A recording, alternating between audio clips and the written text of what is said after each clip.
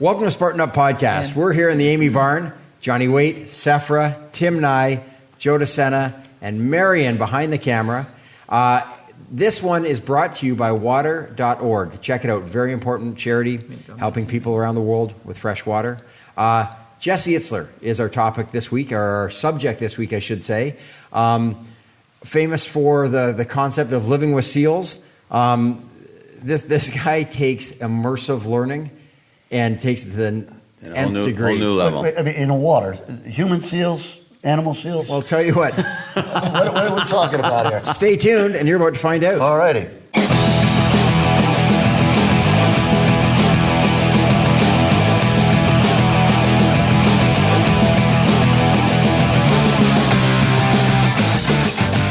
We are here somewhere in New York City, undisclosed, for Spartan Up Podcast with Jesse Itzler. Did I say that right? Yes. Jesse and I know each other. It's got to be a decade, right? And we haven't seen each other. Are you good? I'm good. We haven't seen each other a lot, but and you just got back from living with monks. I did. Can we talk about that or no? Sure. We're going to talk about the monks. We're going to talk about the Navy SEAL. We're going to talk about the first time I came out to see you when you just had your baby. We'll talk about a lot of stuff. I love it. Let's start with this thing. You write down on your wrist how many days you have left to live based on the average human, the average American, what? I do. I think that people have a really weird relationship with time. Yeah. It's something their relationship with time is neglected. Yeah. So I said to myself, I'm 48 years old, and the average American lives to be 78. I'm not saying you or I are average, Sure. but there's accidents and things to factor in. So if I'm average, I got 30 years left. Do you put the number of years or number of days? No, I put 10,000. I put 10,752 days, and then tomorrow will be 10,751 because. And do you write it in disappearing ink, or what do you write? I write it in a pen, so I remember exactly what it is. It disappeared today because I just got out of a sauna. Right. I'm sweating still, but that could play tricks on your mind. I'm sorry to interrupt, but like if it disappears, you're like, is this the last day? like in Back to the Future, Exactly. where the kid disappears. No, but I've lived for 17,500 plus days. Yeah. And how many of those days do I really remember? Right. Like if I said to you, Joe, what did you do in April 17th of 2014? You'd be like, I don't know. You might know. I don't know. I think that was 9,873rd day. No, but I want to make sure that I'm not flipping the calendar, and all of a sudden I'm 70, and I want to make sure that I appreciate every single one of those days, and I do something in those days that I want to do. So that's my little reminder. Yeah. Well, I appreciate that you took the day, erased it off your wrist to come meet me. So I'm honored, right? Well, it is my pleasure, man. So you just got back from living in a monastery. I did. What story there? Well, I think if you wanted to lose weight, you go on a diet. Yeah. If you have a sunburn, you get out of the sun. I felt like I was, something told me I needed a digital detox. Right. That cumulatively, the Facebook, the social media, the bombardment of emails, I just felt like I had to just unplug and see what happens if I shut off my life from everything. How long? 15 days. How'd it feel? It feels really loud in here because it's been really quiet. Yeah. It felt great. And I'm still kind of getting my arms around all the lessons, but I realize that I definitely don't spend enough time. And I'm a runner, so I do spend a lot of time alone, on long runs. I have my own sense of meditation. Sure. But it felt good, man. I didn't miss anything other than my family. Nice. Like nothing. Well, the first few days you were a little shaky. First 4 days were like 4 days in one. I was like, I'm not going to last. I was the monastery that I was on was in the middle of nowhere in upstate New York by Canada. And the property, to get off the property, you had to go down a long driveway. At the end of the driveway was a mobile home and another mobile home on each side of the street that had 2 German Shepherds that were insanely territorial. So I couldn't escape, even on a run. I couldn't escape the property. You were going down. Yeah. I was going down. So I was stuck, literally, I haven't touched a human being. I haven't had any physical contact with a human in 15 days. Until I shook your hand. Yeah, really? Yeah. I'm the first hand you shook. Because when you walked in, we haven't seen each other in a while, at least 15 days. Yeah. And you seem much calmer. Really? Yeah. Well, I appreciate that. Yeah. It's I think part of it has got to be that I've been in a little bit of silence and reflection. And you could see it in your skin and everything. And when we went to the bar, you ordered water, Yeah. right? Yeah. I only drink water. But you didn't need any. Like I think you've been through 15 days where it's like, you know what, just water, food, and shelter. I'll tell you a funny story. When I came back to New York City from the monastery, I decided I want to like test out my breathing exercises and my mental toughness. Everything you learned. Everything I learned. Yeah. So I'm like, I'm going to go to the Russian spa. There's a Russian spa in New York called the 10th Street Bathhouses that's notoriously known for like excessive heat. Yeah. It's like illegally hot. Got it. So I went down there, and I have this game that I play in the sauna. Yeah. That if someone is in the sauna after I go in, I'll never go out Until they get out. They don't even know I'm playing. Sure. Like one guy will get up, and I'll be like to Yeah. myself, "You lose," that kind of thing. Sure. So I go in the sauna, and there's two guys in there. Yeah. I brought a friend of mine, so he wasn't a threat. Russians.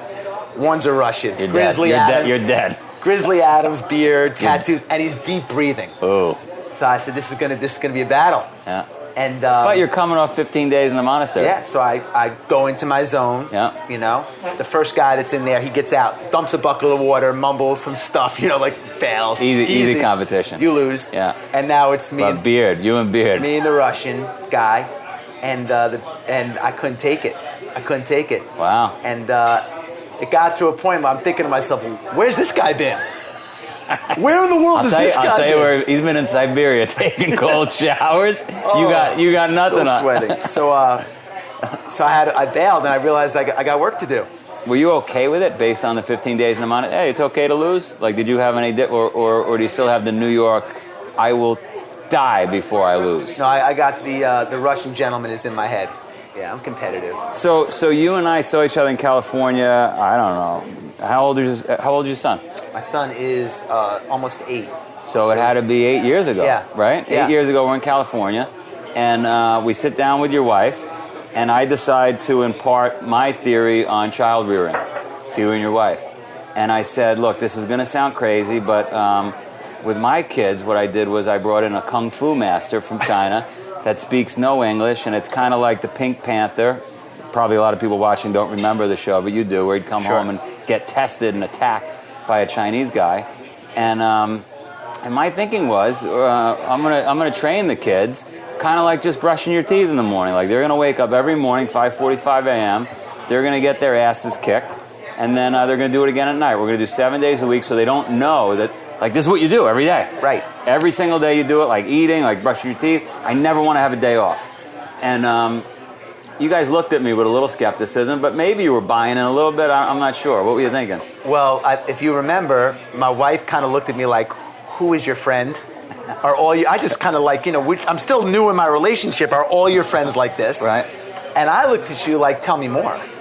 Yeah, you were in. You were in. I more. was convinced that you were going to be ordering a kung fu master to live with you. Well, if you recall, I emailed you maybe a year or two later, and asked for some suggestions on how I could get a because master. now he was 2 years old. Right.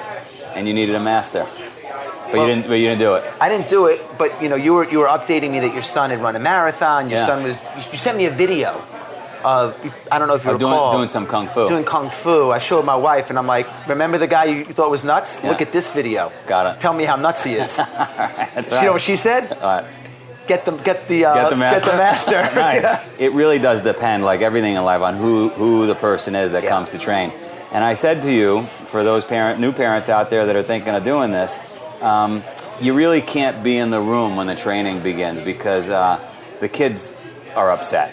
What kid wants to stretch to the point of pain? What kid wants to work through the pain?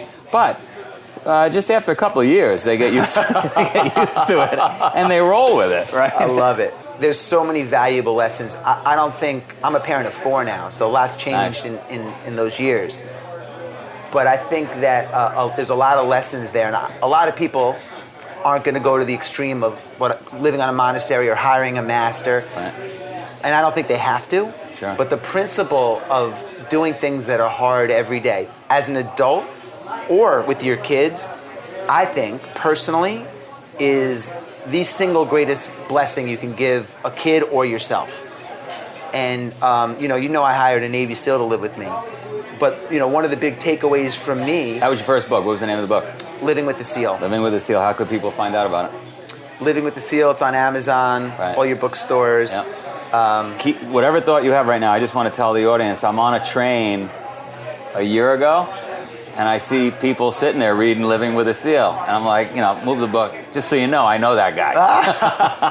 All the real lessons that I've gotten in my life, or the real joys and the real moments where I feel most alive, are from things that I've done. And the most memorable on my wrist, if I look at the dates that I remember, right. are things that have been really hard. Yeah. Ups and downs. Ups right? and downs. So I agree, and that's why, we promote this whole concept of get out of your comfort zone. Yeah. Right? Whether it's start a business or maybe a relationship isn't working, just get out of your comfort zone, because it's so easy to just stay in the bubble. 100%. And I think the courage that it takes to get out of your comfort zone, like the courage to climb a mountain, the courage to do a Spartan, the courage to hire whatever, is the same courage to start a business. Like, it's transferable. Yeah, you walk off the ledge. You got to do it. And I'm an optimist. You're an optimist. Your wife's clearly an optimist.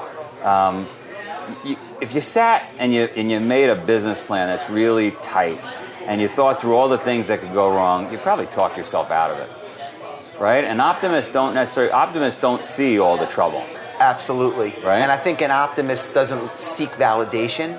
So, Right. if you're starting a business and you ask people, a lot of times you're asking people their advice just because you want validation. Right. And two things are going to happen. Either they're going to talk you out of it, or they're going to tell you what you already know. Right. Like, good idea, Right. So I agree with you. Let's back up. You're going to love this story. So I've got this Kung Fu master living with us. We're kicking ass and taking names, right? My wife thinks I'm crazy. And I'm out with your buddy Nick Morris.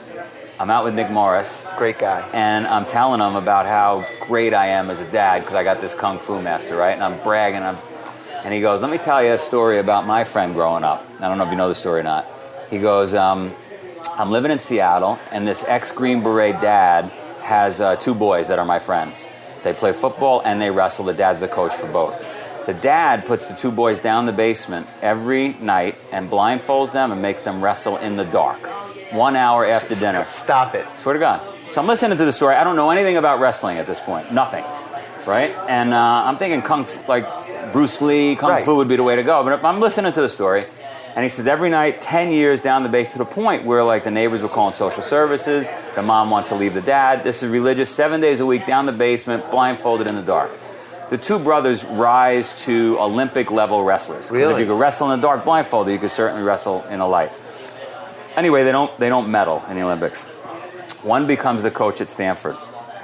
While he's the coach at Stanford wrestling, he introduces neighborhood kids to his students to mix it up. Mm-hmm. One of the neighborhood kids one night says, Coach, I got nowhere to sleep. Do you mind if I sleep on the mat? Coach says, don't be ridiculous. Stay at my house. 2 a.m., bedroom door opens. This kid, who he lets stay on his couch, has a gun and is going to kill the coach. Random act of violence. God, I got chills. Strips him down to his underwear, zip ties his legs to the chair, zip ties his hands behind his back, pillowcase over his head, duct tapes it, presses the revolver to his head. Coach, being one of the two brothers that trained with the dad, right, says, could you shut the lights? Muffled through the mat. Can you shut the lights before you pull the trigger? Shuts the lights. Coach trained for 10 years in the dark. Proceeds to beat the shit out of the perpetrator while tied to the chair, blindfolded in the dark. Disarms him, beats him, has him on the ground, pinned while tied to a chair, calls 911 from behind his back. This is Nick Morris is telling me the story.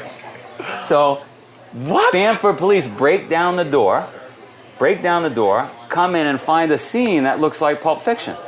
Blood on the ground, guy tied to a chair, pillowcase over his head. We got to buy the movie rights to the story. So anyway, they call the dad, and dad gets vindicated. We've been to motorcycle crashes, car accidents. We've never seen anything like what your son did to this guy. Nick tells me the story.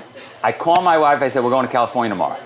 I got to meet this guy, right? Fly to California. I love it. Fly to California, meet him. We've since become fantastic friends. He is the opening story of my book, Spartan Fit. And my kids now wrestle. So I got rid of the Kung Fu master. And my kids have been wrestling. Same program every morning, 5:45 in the morning and 5:45 at night. Amazing story. Yeah.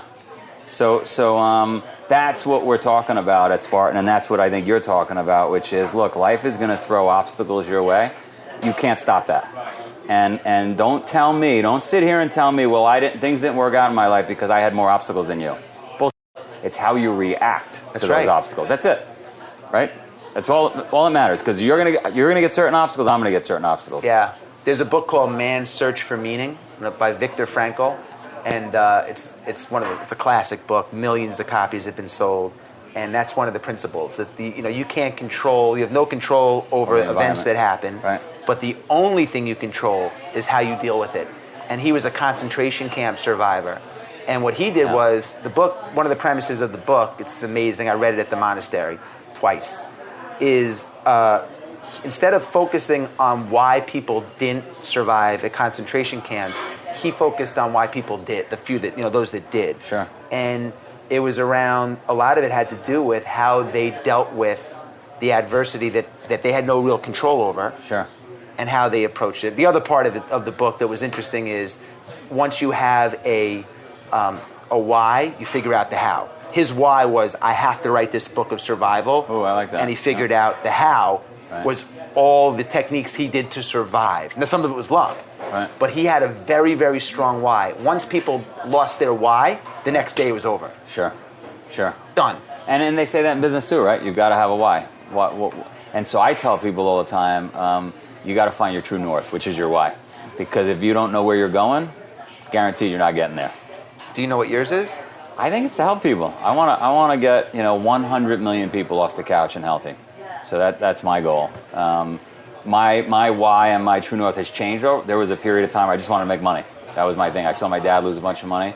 But now I want to get people healthy. I want to get people fit, moving, motivated. I love it. Yeah. I think mine is similar on a smaller level. I don't have the ability right now, or the platform that you have. Come on. No, I'm doing it through my books and other stuff and speaking, and which I love. But I feel the same way, and a lot of that's just by example. Sure. And like the one thing that we all have, you, me, this nice lady with the camera, everyone in this restaurant where we are, is we have the same 24 hours. That's it.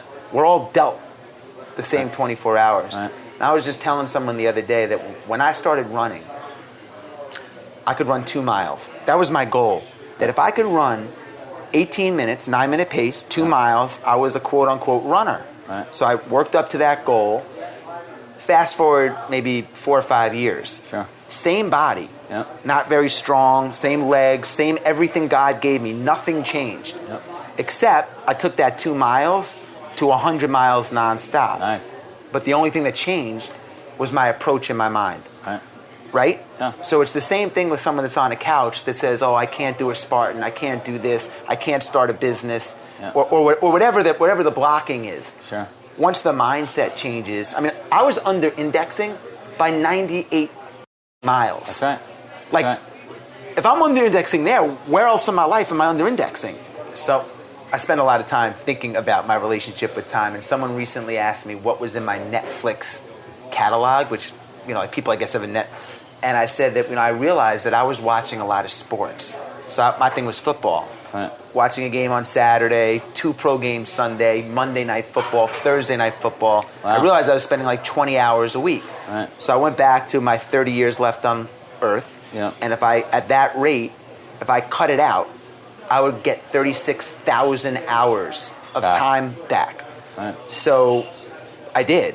So I've been able to, when I do things that I find are amazing, or things that I love, I take it out of those hours. So, I think it's really important to find your 36,000. Sure. Like, that's a great way to look at it, right? It's almost like putting chess pieces on the wall. that's why trips like I just took, or just Mount Washington.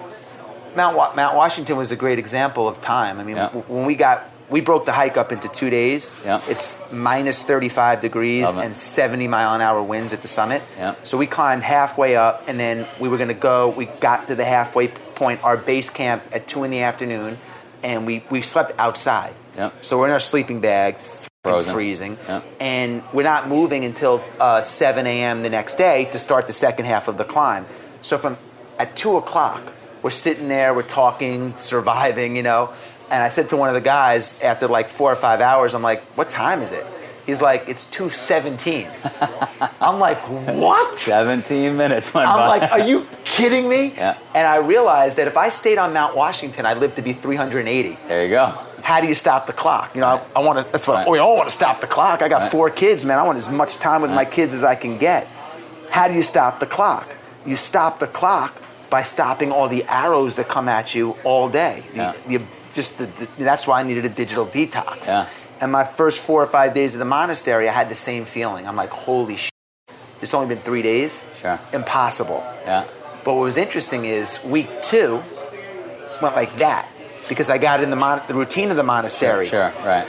So it was just an interesting once lesson. you get in a routine. In you know. You know what we didn't talk about? Let's talk about, and then we could start walking to go to that meeting. But we didn't talk about, I told you my mom got into all this guru stuff back in the 70s. And I stumbled upon monks and all these things. So I've always been fascinated with monasteries and so forth. So, and tell me if you know this or not, but I heard about a decade ago about, I believe they call them the Tendai Monks in Japan at Mount, for the Japanese listening out there, I'm going to say this wrong, Mount Hai. Anyway, it's in Kyoto, Japan. Nobody really talks about it much. There happened to be a New York Times article written a decade ago. And I'm living in Singapore last year because, you know, I moved my family to Asia. And I'm like, you know, while I'm here, I got to go see these monks. And so I get in touch with my friend, and I tell him my wish. I'm going to go. And he says, all right, I'll try to get in touch with that reporter that wrote the story 10 years ago. I'll see if I can get an old map or whatever. Anyway, he gets the map. I buy the tickets, and we fly to Tokyo. We jump in a train. We get there in Kyoto. We're asking everybody. Nobody knows where this place is. He thinks he's got it figured out. We take a train. We hike up a mountain. We're lost. And I'm hearing chanting. And I'm like, holy f***, we found monks. And we go closer to the sound, and they're in the middle of a ritual inside this building. And I'm like overjoyed. This is unbelievable, right? We found this. And he's got the map, and I'm going, all right, we got to do the hike. Now, you don't know what the hike is. So it turns out, if you and I, this has been around for 800 years, 6 of the sects of Buddhism, if that's what they call them, have come from this place. It was brought over from China 800, 1,000 years ago. The policy there is, you and I want to become monks. We knock on the door, and we're like, all right, now Jesse and Joe are here. We're ready, want to become monks. They say, all right, shave your heads, throw on the robe, doing the same thing for 1,000 years, put on the wooden sandals. Here's a map. You got to go and be spiritual and pray along the way. It's like a 25-mile foot walk, a hike.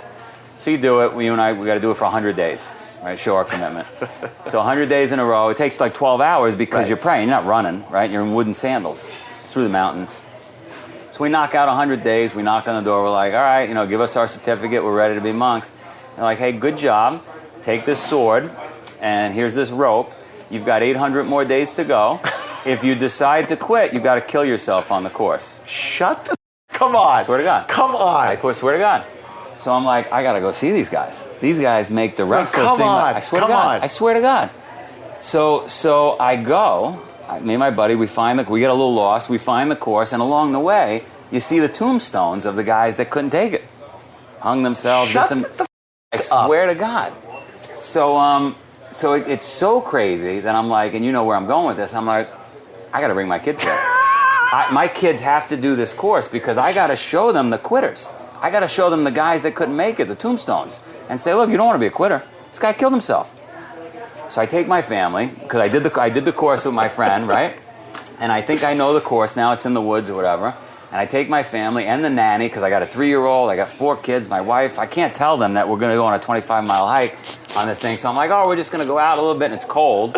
And we start hiking. And I'm showing them the things and the temples along the way, and we're praying. There's nobody out there. It's just like where you... I mean, Joe. It's just like you are... Every time it gets weirder and weirder, man. I'm sorry. So we're hiking, and we're doing this thing. And what do you think happens? I get lost. I'm lost now. And the sun is going down. And I'm about 13 miles in. I got my 3-year-old. I got the family. I got the nanny who's like 65, only speaks Mandarin. Right. And, it's a complete show. We finally bust our way out through a ravine, over a waterfall. Scary. Pop out at a cemetery. There are crows flying over.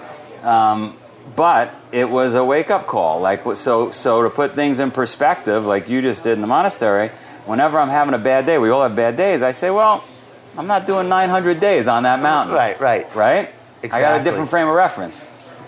First of all, every time we get together, you become more legendary in my head. No. You're a short list of people that I am completely obsessed with. But I had a similar thought when I left the monastery the other day. I'm like, these guys have been, I was there for 15 days. Right. These guys have been there for 50 years. Love it. Doing the same shit every day. 50 years. Love it. They wouldn't Love have left the sauna. Yeah. They'd still be in the sauna. Yeah. The sauna would have burned down. They'd still be standing there. No sauna. Yeah, exactly. Right. That's an amazing story. Now look. Well, let's go for a hike. We'll hike now. And should I carry a kettlebell or something? I'll give you the kettlebell. Do you want to break in from the monastery to a kettlebell? Are you ready for whatever you want to do? All right, you carry the kettlebell. I hope you're not sitting still while you listen. If you are, you better get a burpee break in.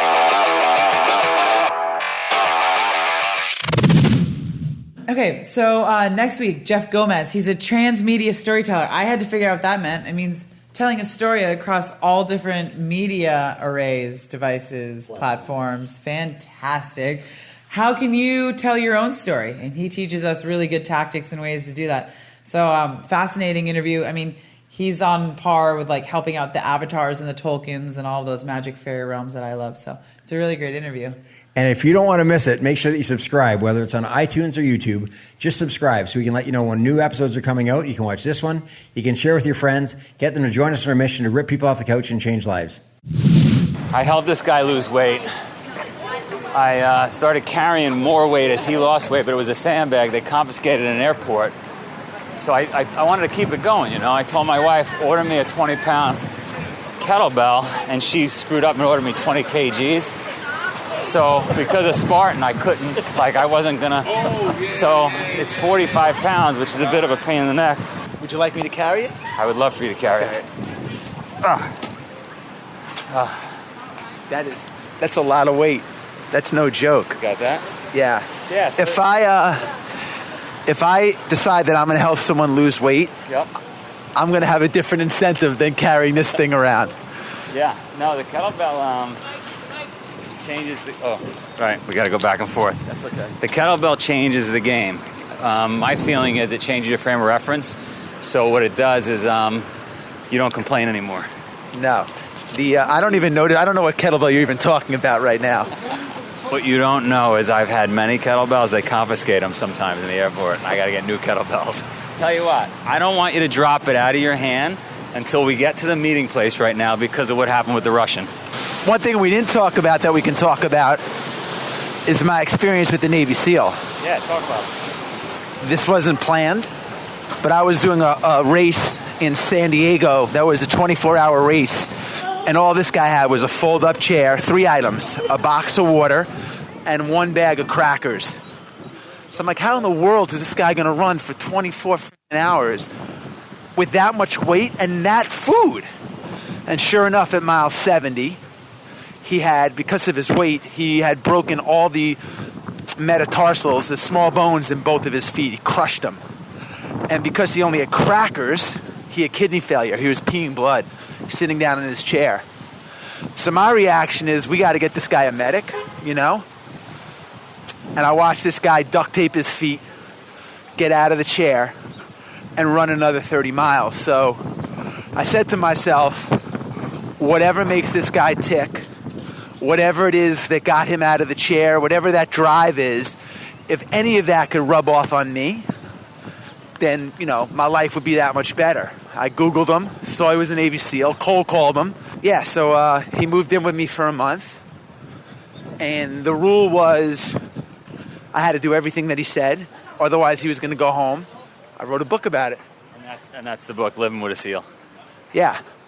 So you're coming to meet Jeff Gomez. He's a narrative guy, for lack of a better description. He, like the Department of Defense would call him and say, look, we got to create a story in Colombia so that the public revolts against drug dealers, giving you a silly example. Or we're launching Spider-Man, Sony would call him and say, and we don't know if he should have a girlfriend or not. Yeah, we went the wrong way, but Jesse's a trooper. He's, by the way, he came out of the monastery just to do this interview. He's taking a kettlebell and a camera person back with him into the monastery, which is probably not allowed, but we're going to see how it goes. This wasn't in the contract. This kettle ball. Okay, guys, we only have 1,074 days left. How many more podcasts are we going to be able to do? I've been tracking my days. Oh my as gosh! well. Knock on wood for that. I don't know. I guess I'd go the other direction. I don't. You don't want to know how many days? I don't you've want been to on? know, right? How the heck would you know? Well, right. Well, I would knock on wood every day of my life if that was written. Well, he on went with the average, right? I mean, that's what he Yeah, took you the go by average. average, And yeah. so I get it We're for not average. forward thinking, forward planning, and having the mark way out there on the wall. But knowing every step of that journey, I don't know that that's what I'd want to do. I mean, appreciate that's every just- second, but Yeah, you know. yeah. There's a great Everything works. concept, memento mori, and it's the idea that it's remember your mortality. And if you don't remember your mortality, you won't appreciate your life. So it's not necessarily that you pick the day and it count down towards that. I actually have a thing on my wall, 80 years by 52 weeks, and I check off a week with a black marker every week. And it's crazy to watch. It's well over half full now. And some people think that's depressing, but it makes me think, wow, I really have to go Pick up the pace. and live this. Yeah, I mean, if I'm going to get stuff done, it's a diminishing slot that I have available. The good news about that is you start to realize you need less money. Sure, exactly. Exactly. Which is good because I have less. So Dying is not cheap. Good point. I mean, it's not. It's funny though because I talked to my son a couple of weeks ago or something, and I said something similar about 25 years, and I said, "Well, I've got 25 years," and he said, "Well, why would you say that?" I said, "Because if I get 25 years, I'll make it to 85. That's longer than most people." That's right. Yeah, sure. I said, "Well, why would you limit yourself like this?" I'm not limiting me. The world does. You know, Yeah, I sure. mean, basically, I was also telling him, "You got 25 years to figure it out because I'm going to be gone. You got to take care of your mother and the rest of that stuff." Well, but I'm going on going back to 115. Jesse for a second. I mean, this is a guy who's really making the most of it, right? Who's not just out there living, but really diving in headfirst in these situations. I love that. Diving in, nice. Diving into the Diving water. in. Yeah, there you go. Lead us into the seal. I met him, I don't know how many years ago, a decade ago, and I was telling him about the kids then on our next meeting where I had the Kung Fu masters living with us like Uma Thurman and Kill Bill. And I think I inspired him to find the Navy SEAL to move in with him, and now he's living with the monks, and he's going to have a whole series of these things that he's going to go through. There's a lot of women out there living with SEALs. We haven't given them any credit. And there's some of them that live with multiple guys. No, but, Be careful. Yeah, well, yeah, we'll divert from that conversation, girl. Anyway, I think the idea of immersively living amongst people really help. I mean, that's like diving into living here in Pittsfield, right? You It is different up here. yeah, you dive into a Narnia. Living with It's squirrels. like endurance race Narnia up here, you know, and it's like you get to dive in and immerse yourself in that culture. And I've certainly done that when I go and live in these eco villages or with these seed savers and all of these little like nuanced cultures that exist. And there's so many different, little ecosystems that exist. I just did it in around our Tokyo. world. I You did took in the whole Tokyo, family to yeah. Tokyo. It was awesome. And it's It was awesome. awesome, right? Brand Yeah. new culture opens up your mind. So Everything. Yeah, if you're out there and you've got the opportunity to go explore and get out over your skis, right, and get out of your comfort zone, do it. Yeah. And you don't even have to go to a different country. You know, I think a lot of people are saying like, oh, I work stuff. Even within your own town, there's like, I don't know, even if you go down to the wetlands versus the prairie, it's a different experience. Obviously, they'll probably make fun of me for that. But I'm saying like there's plenty of nuance within like the town that you live in, you know? Just go out and explore different things. What are you going to say, Colonel? Nye? Hang out with a Marine. Or you could Hang always, out with Colonel Nye. Or you could always just bring somebody in. Or you can come to Pittsfield. Sure, absolutely. Right. No, It's easier but to I like bring that somebody idea. in than go out, right? Oh, Yeah, like That's a good point. share your experiences. Right. Joe, you talk a lot about how, you know, with this place here in Pittsfield, this interesting little microcosm right here, where over the years you've said to literally millions of people at a time, if you want to come here and live here for a year and Should. follow a really rigid structure and become a better person, and you've had a few people take you up on that and have actually changed their lives.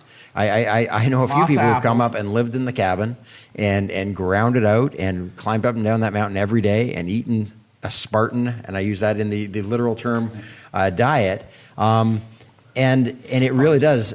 There's a few. There's a few still out there. That's right. Yeah, but we don't know where they are. There's some great videos. But it smashes their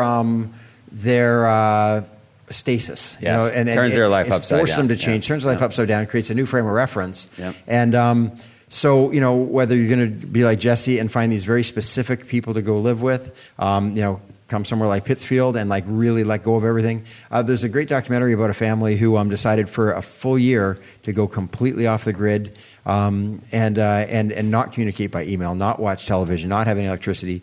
You talk about... I've dated people like that for a decade. There you go. No, they just didn't get back to you by email, Sephra. He must have gone off the grid. Or actually, I went off the grid. And I want to give a shout out to a really good friend of mine, Jason Carpenter, who's about to take his family. This is a guy, real traditional life, ski instructor, realtor. They've sold everything. They're about to get on a boat and literally sail for a year, possibly 2 years, with their 10-year-old son. He and his wife and their dog are going to spend the next year to 2 years living on a 40-foot sailboat.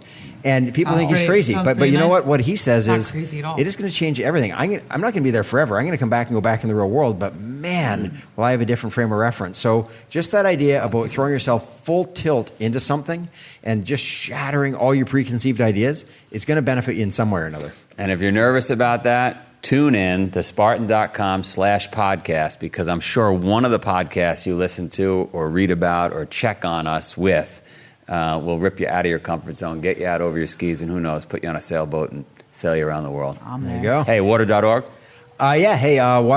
Water.org. Great charity that we've aligned with. Check it out. Help us make a difference in the world. Thank you for watching another epic story of success. If you like our message, please share Spartan Up with your friends and subscribe on iTunes, YouTube, or wherever you catch our show, maybe in the woods. Spartan Up is brought to you by Spartan Race. To find a race near you, visit Spartan.com.